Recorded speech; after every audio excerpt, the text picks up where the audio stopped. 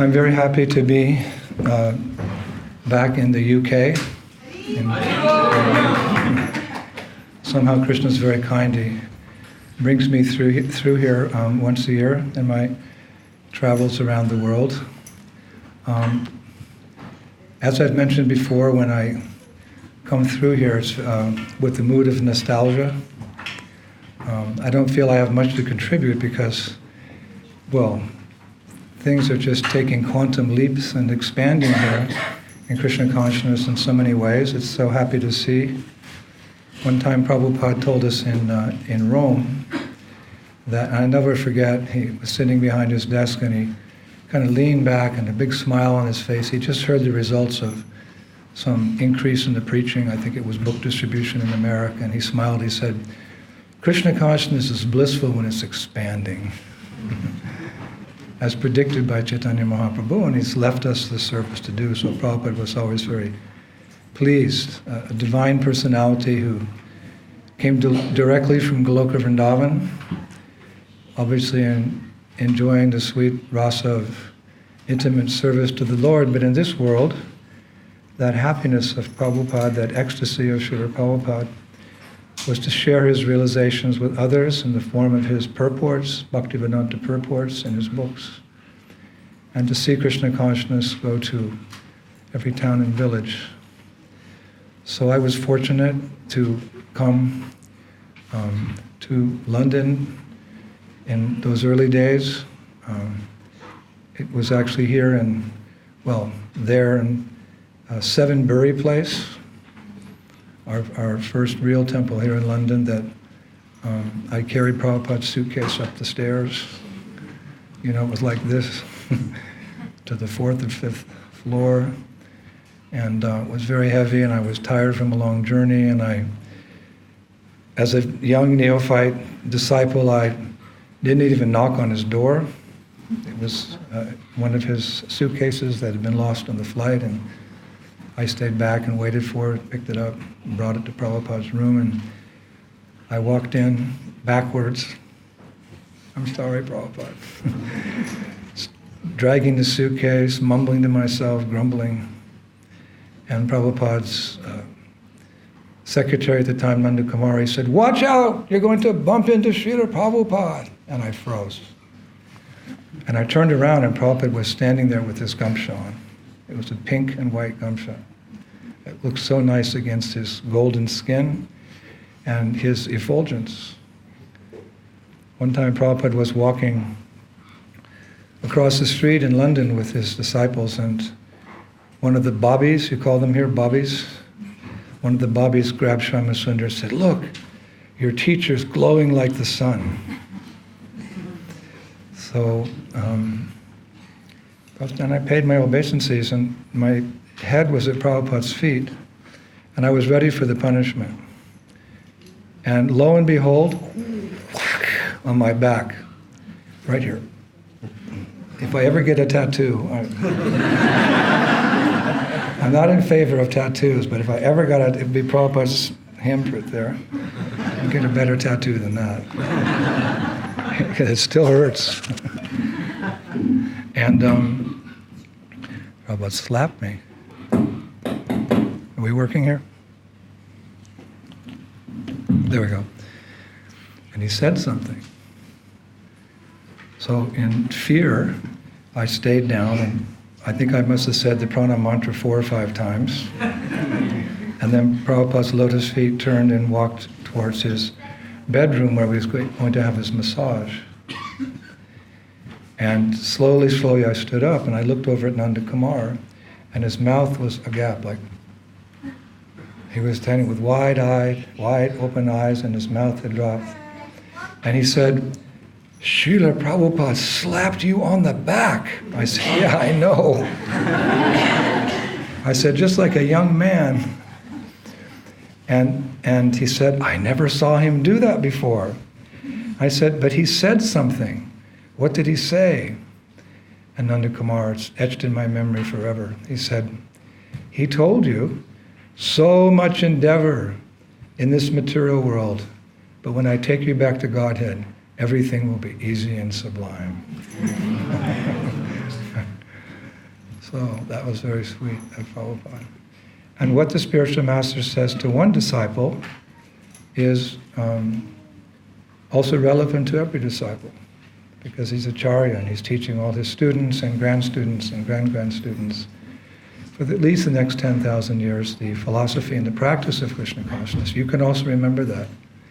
Because sometimes we hit the rough turn in the road, or there's some difficulty in life, and somehow we think it's going to go on forever, but nothing lasts forever in this world. So you can just close your eyes in the midst of all the trauma and think, so much endeavor in this material world, but when I take you back home, back to Godhead, everything will be easy and sublime. We have so much to look forward to. Materialistic people, they have a saying, it's a good saying for them, it doesn't apply to us, that trust no future, however bright. Have you heard that? That's true, because of a lack of Krishna conscious understanding, philosophy, what to speak of practice.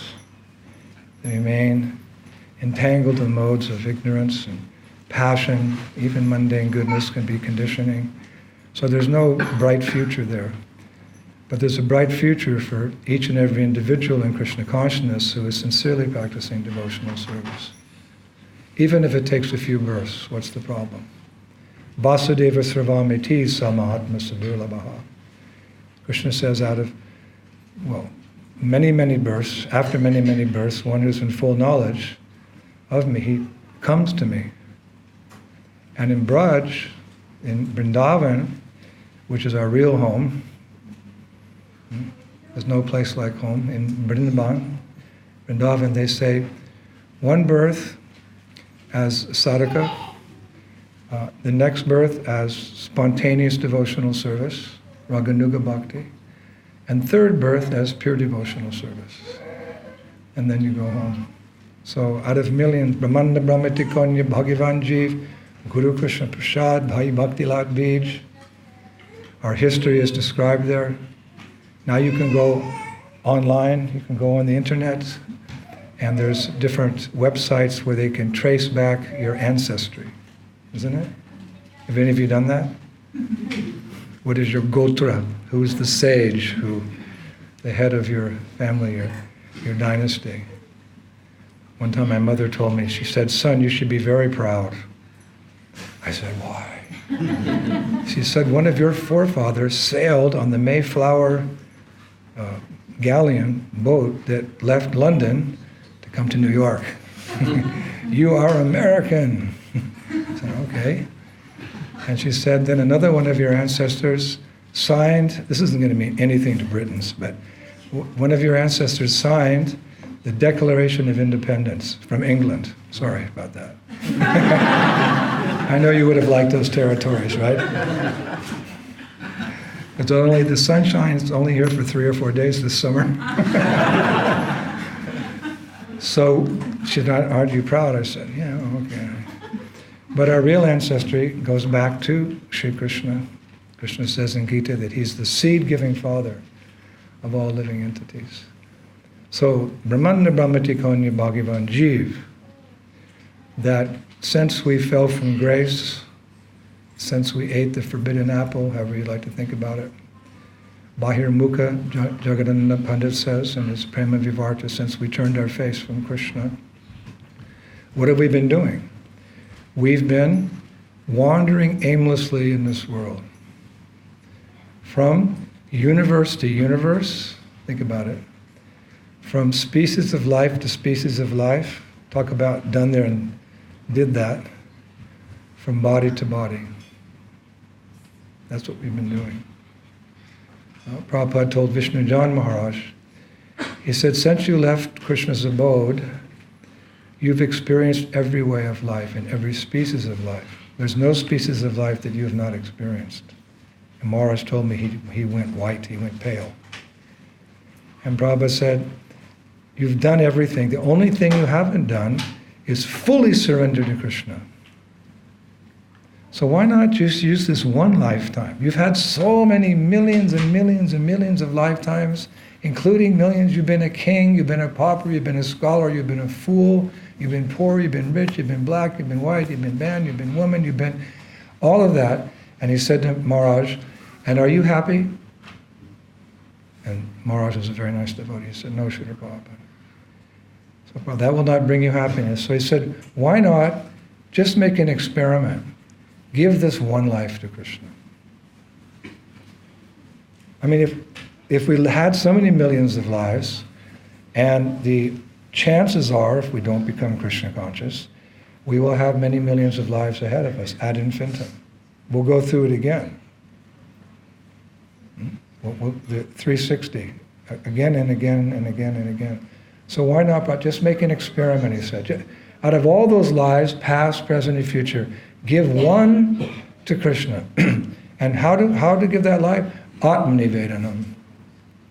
Shravanam, Kirtanam, Vishnu, Shmarnam, Padasevanam, Archanam, Bandham, Dasam, Sakyam, Atma Nivedanam. There's 9 processes of practicing Krishna consciousness: hearing, chanting, remembering, serving the lotus feet, befriending the Lord, offering prayers, etc. And the last one, it's probably the most difficult, Atmanivedanam. Give it all up, this world. Prabhupada says, faith means to put your trust in what? Something sublime. Don't put your faith in this material energy, in this material world, in this materialistic way of life. Bhaktivedanta Saraswati said, in this world, you say to someone, put your head on my lap, I'll give you shelter, and then you cut their throat. That's a bit extreme. But life is like that. We always end up the losers. So Prabhupada said, put your faith in Krishna consciousness. One life, Atmanivedana. So that we have done. Fortunately, we put our faith in Krishna. And the process is so nice, even if we're just beginners. Rupa Goswami describes the happiness that a beginner in Krishna consciousness experiences. It's not like we have to wait many, many years, many, many decades to get some ruchi, some taste, some realization. It's not like the yogis or the jnanis that they have to practice, hundreds of lifetimes or millions of lifetimes to get a glimpse of the super soul within the heart, or to realize the all-pervasiveness of the Brahman. They have to wait a long time. But Krishna consciousness is so nice. From the very beginning of Krishna consciousness, there's so much nectar. Krishna talks about that in the Gita. Sarva dharmam parichaja mamekam saranam vraja ham tam sarvapapyebhyo moksasamasaja. Just give it all up. All this nonsense in variegated forms, you give it up and just surrender unto me. I will protect you from all sinful reaction, do not fear. So who's Sri Krishna speaking to? The acharyas, the great saints, the fully realized souls? Oh, they don't have sin. Like Prabhupada told us in Geneva one time, I never knew it was sin in my life. I heard him say, I never knew what was sin. And later that evening he said, there was never a moment in my life that I ever forgot the lotus feet of Krishna. For me, that was all I had to hear. He never came in contact with material energy, and he never forgot the lotus feet of Krishna. So is Sri Krishna speaking to such devotees? What does he say? Abandon all this nonsense. You surrender to me, and when you surrender to me, I'll protect you from sin. So who's he speaking to? He's speaking to the persons who come out of curiosity to Krishna consciousness, who come looking for some type of material comfort or shelter. He's come looking to those who are looking for knowledge, and he's speaking to those who are in distress. There's 4 types of people who surrender to him. They're not pure devotees. He's encouraging the pious to come take shelter of him. And what is his promise? If you come to me, if you come to Bhaktivedanta Manor, he's here. If you want to find him, he's here. And he's also in Soho Street and in your homes in the forms of your deities. He's present in his deity form. He's present in the form of his holy name. He's present in the form of Shastra. He's present wherever his devotees congregate and chant his holy names. If you come to me and surrender, even at the initial stage, what is the first tidbit he gives you? That little carrot, right? Come, get this carrot. You get freed from karma. It's not a good proposal? In this world where our lives are a combination of, pious reactions and sinful reactions. Some 50%, 50-50, some 50-40, some 10-90. You look around society, read the newspaper. Some people are born with a silver spoon in their mouth. Some people are born in a arid desert with no hope of food and famine and war. It's all predisposed because of whatever happened in the past. But even the good is bad. What? It's because if you have opulence and fame and name and reputation and beauty, it makes you more attached to this world, isn't it? It's an illusion, but you're thinking everything's okay. Still no wrinkles. 35 and no wrinkles. Because of that hair conditioner, I still have blonde hair. I exercise, I do yoga. My husband's making a lot of money, kids are doing good in school. And then cancer. Everyone has their story at some stage in life. No one's freed from birth, disease, old age, and death. So these are all karmic reactions. In Chaitanya Charitamrita, the sadhu, Kaviraj Goswami, he speaks very strongly. Because sadhus are meant to speak the truth, nothing but the truth. The whole truth and nothing but the truth. When a sadhu speaks, actually Prabhupada gave the translation of sadhu. Sadhu means that when he speaks, he cuts your material attachments. You heard him, he'd say, yeah, what he said makes sense. He analyzed it very nicely. I couldn't see it very clearly. Now I understand. I'm going to give it up. I'm going to take up the positive alternative of Krishna consciousness. Fully, wholly and solely, 16 rounds, regular principles, go to the temple, Ratha Yatra. Not too much to ask. You take it up like that. So Krishna's speaking to his sons and daughters who've Bhadramukha, who've turned their faces to him. He's very kind. He said, come on, even the first step, you're going to get something pretty significant. Right? It's going to free you from all sinful reaction. Do not fear.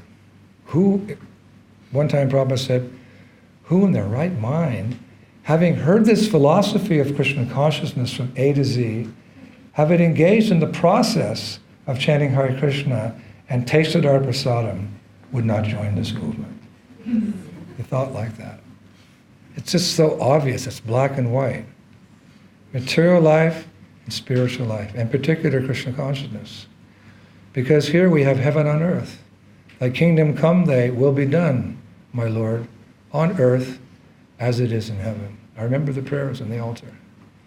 Thy kingdom come, thy will be done, on earth as it is in heaven. Heaven on earth. And what is heaven? What is, not Svargaloka, but what is the spiritual world? Eloquence is truth spoken concisely. Prabhupada would sometimes quote that Brahma Samhita. That in the spiritual world, every step is a dance. In the spiritual world, every word is a song. And there's a Hare Krishna festival every day.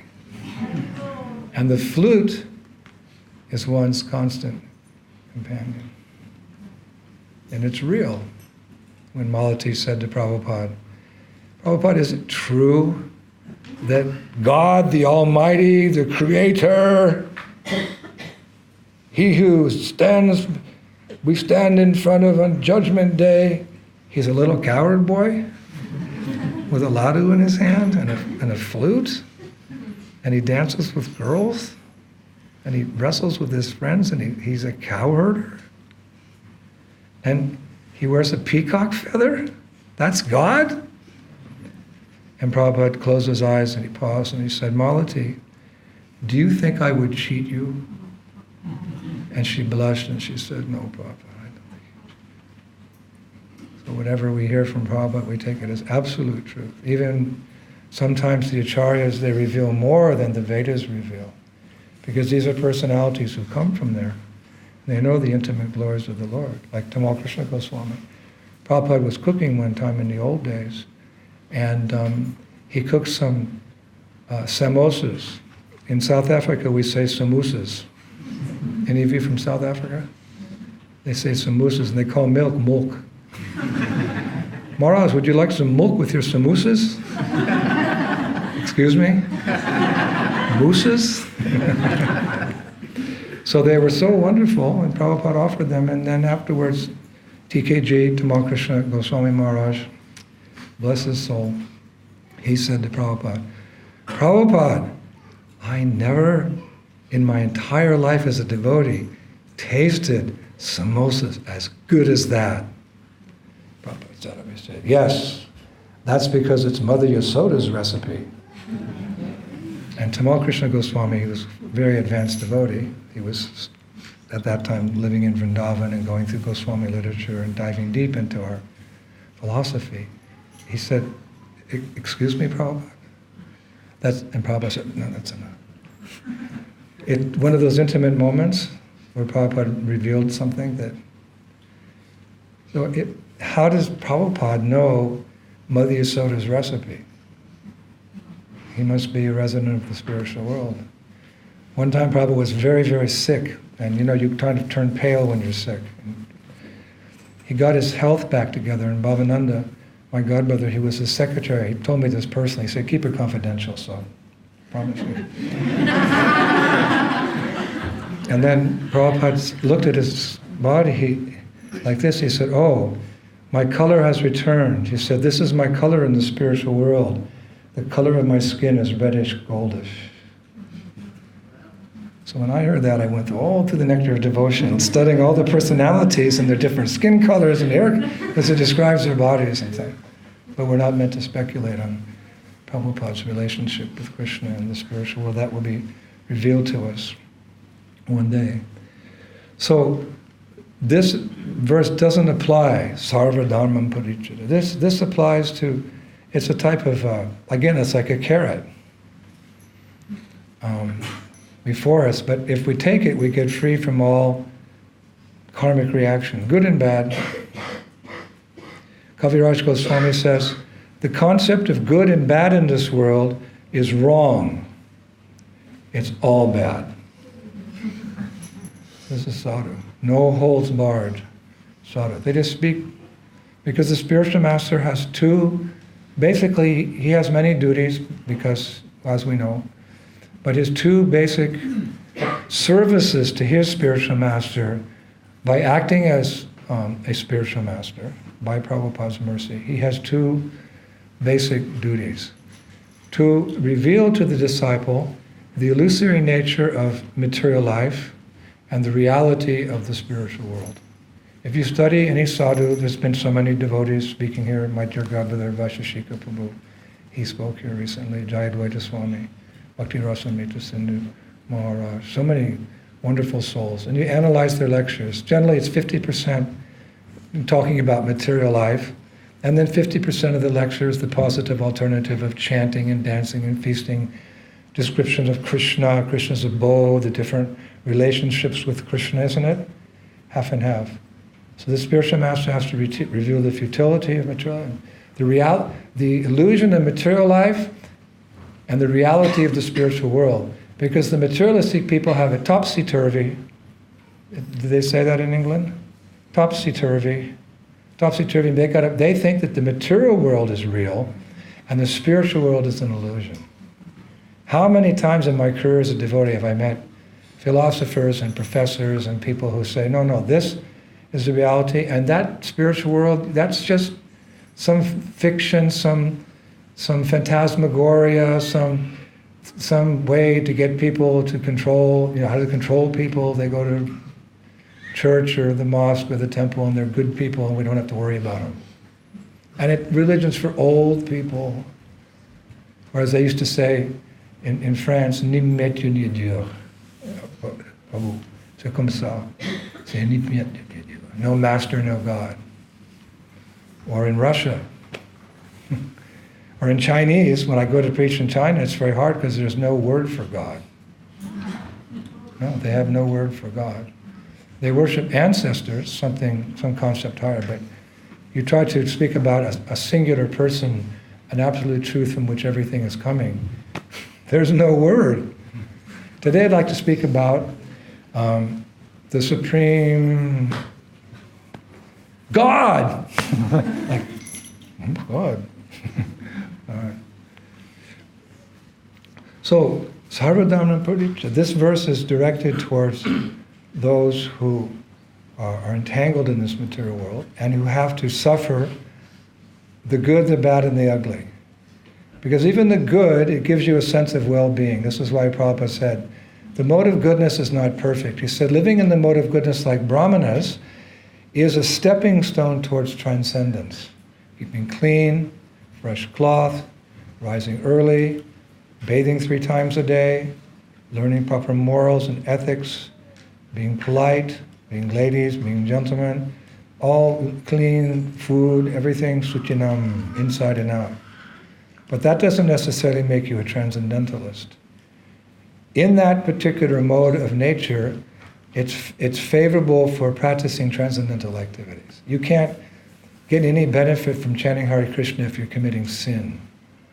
You don't get much benefit from chanting Hare Krishna if you're just thinking the goal of life is to work hard, make money, and go to the temple and give some donation on Sunday. Mode of passion, no. But even mode of goodness gives you a sense like everything's okay. Everything's coming up roses, everything's going my way. Oh, what a beautiful morning, oh, what a beautiful day. My dad used to sing that. Until he came down with diverticulitis. It's a horrible disease, and he passed away 3 months. I never heard him say it again. Everything's coming up roses, everything's going my way. Oh, what a beautiful morning, oh, what a beautiful day. That's the mode of goodness. There's a way to live in this world in which you don't have to suffer so many problems. That's Niti Shastra. You know Chanaka Pandit. He wasn't a Vaishnava, Prabhupada said in Geneva. He wasn't a transcendentalist, but Prabhupada said he had many wonderful insights. Maybe he respected Lord Vishnu, but he wasn't a Vaishnava as we understand the Vaishnava. He had it all figured out. He knew how to live in this world in such a way as to you can have time for chanting Hare Krishna.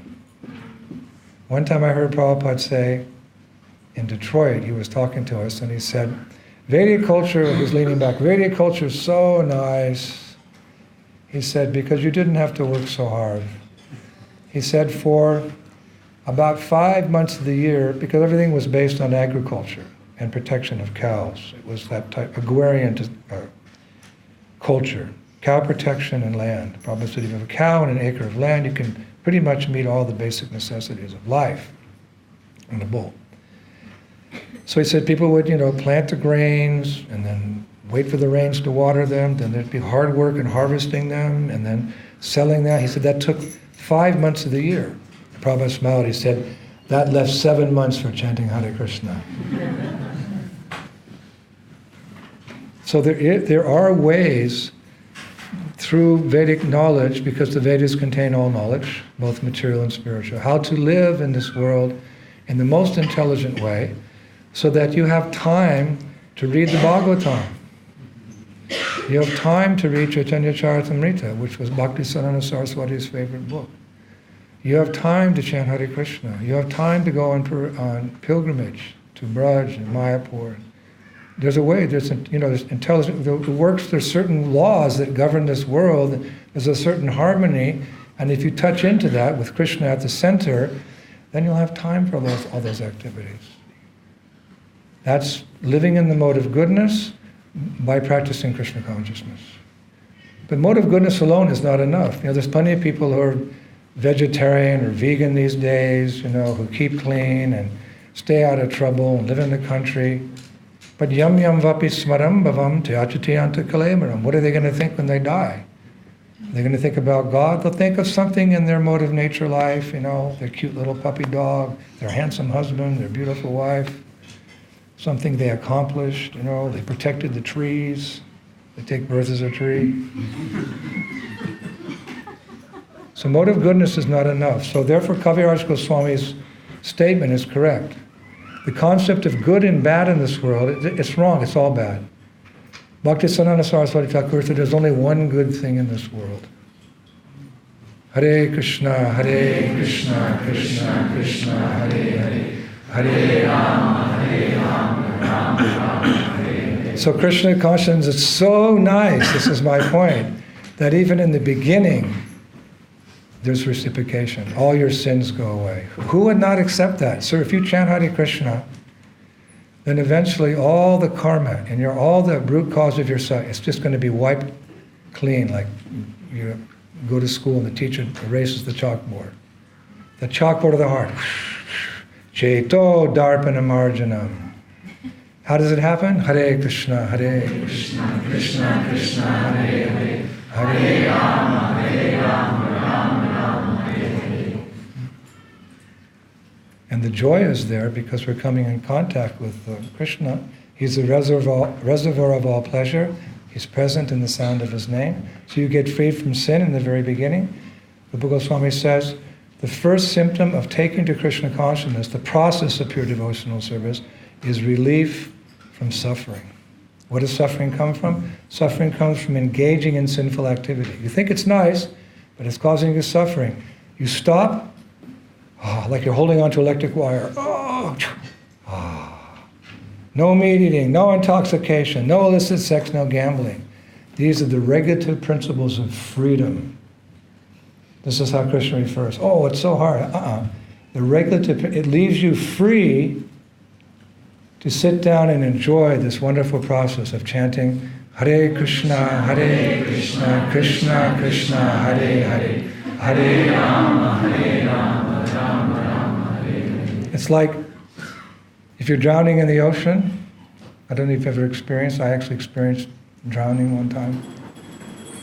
Shri Shivara Gokulananda ki, Sitaram Lakshman Hanuman ki. When I was young, I was a lifeguard at a beach, and I saved many people from drowning, and I know what that experience can be. Should I continue, or should we? Yes. Yeah. So, let us say you're drowning, and you're almost finished, and someone comes along in a boat, and they lift. Maybe you're a big, heavy person, too much Maha, and they can just get you a little bit out of the water, right? 1 inch above the water. That's mukti. That's liberation. You may not be back home, cooking a dinner, or talking to your wife, or, playing with the children. But you're above the danger. You're above a critical situation. You're 1 inch, but you can breathe. The fresh saltwater air. Instead of water in your lungs, you have air in your lungs. You're only 1 inch above the water. That's fine with me. Maybe, 2 hours later I'll be home, but that 1 inch above the water, it's so nice. So you can compare coming to Krishna consciousness to the same situation. Once you become intelligent enough to give up what is not favorable to Krishna consciousness and accept what is favorable to Krishna consciousness, you're situated on the platform of transcendence. You're transcendental. You may still have some lingering desires, but because of your practices, you're detached from that. Now, if you act on your material desires, what happens? You bloop. You go back in the ocean. Where did this word bloop? You go on Yahoo or you go on Google, there's no bloop. Bloop is one of those Hare Krishna words like, I'm fried. When I first came to Krishna consciousness, I took my mother to the temple, and one devotee was having a hard time, and he was talking to me. He said, I'm fried. My mother went, what? He's fried? Fried in oil or fried or... it's one of those philosophical concepts you can't understand, Mom. I'm fried. Or sometimes as hippies, right? That was really far out. My mom said, far out? Where are you getting all these words? So bloop. This is a phrase coined by Srila Prabhupada that, he would often refer to the material existence to like the ocean of material existence, because kaler dosha nidhe rajan asti eka mahaguna kirtanade for krishnasya mukta sanga param rajat. Shukdev Goswami is saying to Maharaj Parikshit, this material life is an ocean of inauspiciousness. Woo. But there's one good thing left in this age. Kirtanade for krishnasya mukta sanga param rajat. You just chant Hare Krishna and you'll achieve perfection. So this world is sometimes compared to an ocean. And why? Because even if you're the best swimmer, you're going to drown. Even if all your dreams are fulfilled in this world, you go to the best school, Cambridge or Oxford, or Yale or Stanford, or whatever, University of Moscow, the best education. You marry a very nice gentleman or a qualified young lady, and your children have no trouble through the teenage years. What? And you rarely get sick. I once met a man in Poland, the only guy I ever met in my whole life as a devotee, and he was 86, and I was talking to him. I said, you look like you're in good health. He said, I was never sick. Once in my life, I never even had a cold. My business was successful, my kids are great, my wife's still pretty, and I'm enjoying life. Well, I said, you are definitely the 1%. So even if that's all there, still, Krishna said, I am all devouring death. So the only alternative is Krishna consciousness. And Prabhupada's given that to us, and we should treasure that. That we have this, we're coming to the understanding of the illusory nature of this world, and we're definitely tasting the positive alternative of Krishna consciousness. So we just take it very seriously. Not like Prahlad Maharaj's friends. When he spoke the philosophy of Krishna consciousness to them, they were very young, right? Like many of you, they were very young. And they said to Prahlad, this is all very nice what you're saying about material life and the alternative of Krishna consciousness, both in this world and the other world. You don't have to wait to go back to Godhead. You can enjoy wonderful kirtan anywhere and everywhere in ISKCON. He said, but that's for old people who are about to die, right? Because usually it's old people who become serious. So then Prahlad, he's only 5, but he's Nitya Siddha, an eternally liberated soul, one of the 12 Mahajans.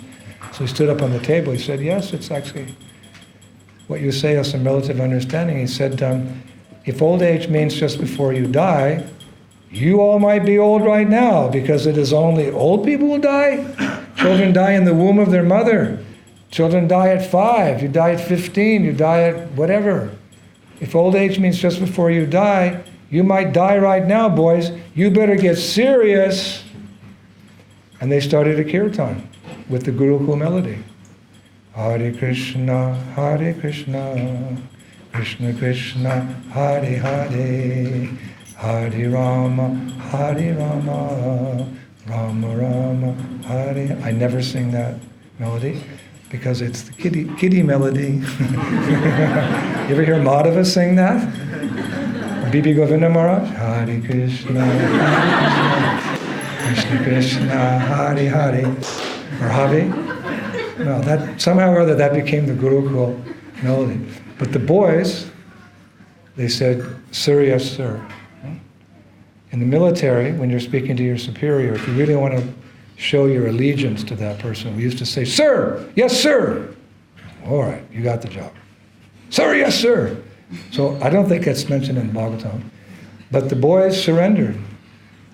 Lock, stock, and barrel.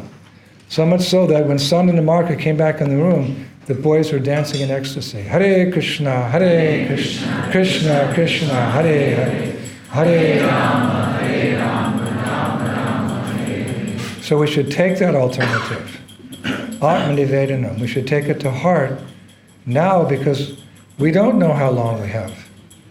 to live. We don't know if we'll see another dawn. We don't know if we'll see another sunset. My dear godbrother, Bhaktivedanta Govinda Maharaj, he called me the day he was leaving Vrindavan. He said, Maharaj, I just had this really sobering realization. I'm driving away from Vrindavan. I said, oh, so did you see Krishna? He said, don't joke around. He said, no, I had this realization that one day I won't come back to Vrindavan. And it hit me when he said that.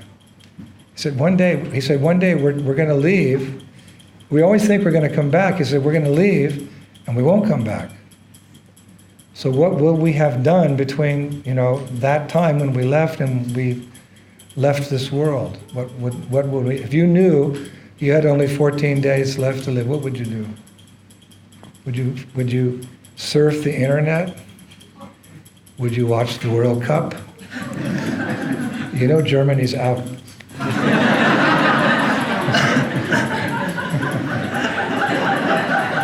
I saw it on the billboard.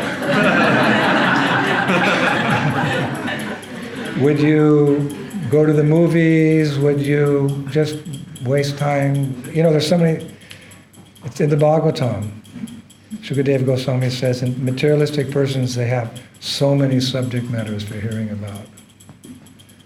Now when you get older, you realize you only have so much time left because the body is breaking down and the clock is ticking and your friends are going back to Godhead, so it becomes more apparent. But if only you could have that realization when you were young, how quickly you would make advancement in Krishna consciousness, because we never know. It has a good ending, don't worry.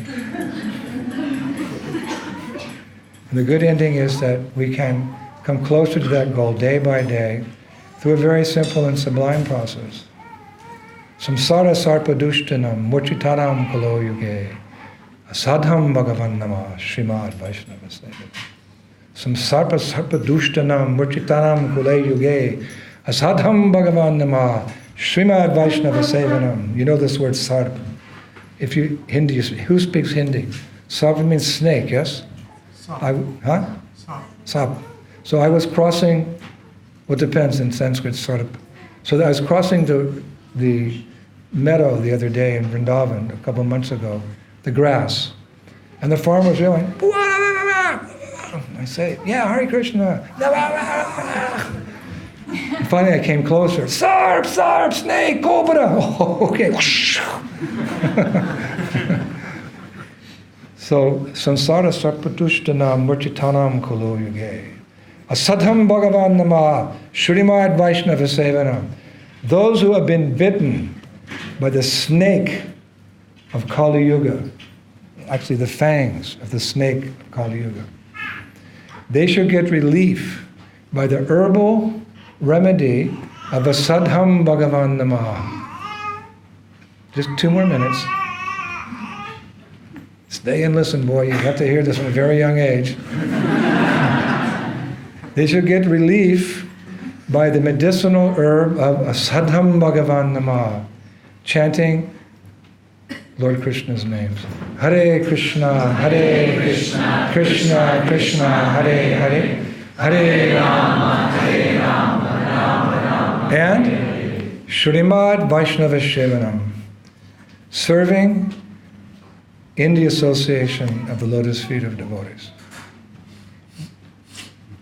Because if you go out, you go downtown and, you go to Buckingham Palace and you have a complaint about whatever's happening, you don't want to leave Europe. I don't want to get political here. But you make some you think the politicians are going to hear you? But if you go with a big group of devotees, and you all make, yeah, we all are, because there's so many devotees and they're really fired up, government has to listen. So our appeal to Krishna may or may not, of course Krishna always hears our appeal. My dear Lord, my dear energy of the Lord, please pick me up from this ocean of birth and death and fix me as an atom at your lotus. Take me back home, back to Godhead. As Prabhupada said one time, what does this chanting of Hare Krishna mean? It means, my friend, my friend, my friend. I like that translation. Hare Krishna, Krishna Krishna, Hare Hare, Hare Rama, Hare Rama. My friend! My friend! Oh, my friend! Yes? I want to get out of England. There's no sunshine here. And the spiritual world is sunny every day. That's the only reason you want to come back? No, but it's a big one. I want to come back to serve your lotus feet and get away from the London fog. That's not pure devotional service, but anyway. So the idea is that when many people come together, the kirtan has a more powerful effect. Why? Because in every society of devotees, there's the neophytes, there's the intermediates, and there's advanced devotees. Who's going to say that Vaisheshika Prabhu is not an advanced devotee? Did he speak here recently? Have you heard his lectures on the, and if you can go on the internet, you can watch ISV from Silicon Valley. I had lunch with him today. He's doing initiations here on Sunday morning. You know where I'm going to be?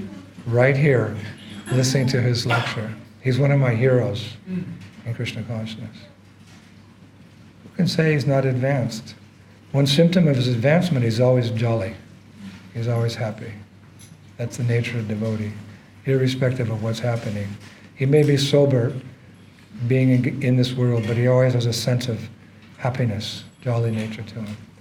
So the process definitely works. So if you, living in the society of devotees, you're going to be able to share your Krishna consciousness with those who are less advanced, and sharing is really so nice in Krishna consciousness. You're going to enjoy the camaraderie, loving relationships with devotees of the same advancement, and you're going to benefit from hearing advanced devotees. And that, all those activities taken together, Krishna Vardam Tusha Krishnam Shangopangisha Parshadam Yagnaya Sankirtan Prayar Yonti Me Shumedashaha. I'm suffering from jet lag. I haven't slept in 48 hours, so excuse me that I missed that verse. But that's the process for the sage. The same personality who appeared as Krishna, bluish black like a monsoon cloud, 5,000 years ago, has again appeared in the age of Kali in a beautiful golden form, Sri Chaitanya Mahaprabhu. And he can be recognized as the divine personality of Godhead because he's always surrounded by devotees who are singing his sweet holy names. Hare Krishna, Krishna Krishna, Hare Hare, Hare Rama, Rama Rama, Hare. Join that kirtan party. It doesn't matter if you joined it then, you join it now, you join it 9,000 years from now. You're connected to the Panchatattva, you're connected to the Guru Parampara, you're connected to the divine couple, Shri Shivada Gokulananda. Your deliverance is assured. You have a bright future ahead. Don't believe that mantra. Trust no future, however, but if you're a devotee, trust in Srila Prabhupada, our previous acharyas, chant Hare Krishna. And as Bhaktivedanta Saraswati Thakur said in one lecture in 1932, I see no reason why all my disciples cannot go back to Godhead in one lifetime. So please chant, dance in ecstasy, and we'll meet in the spiritual world. Hare Krishna, thank you so much.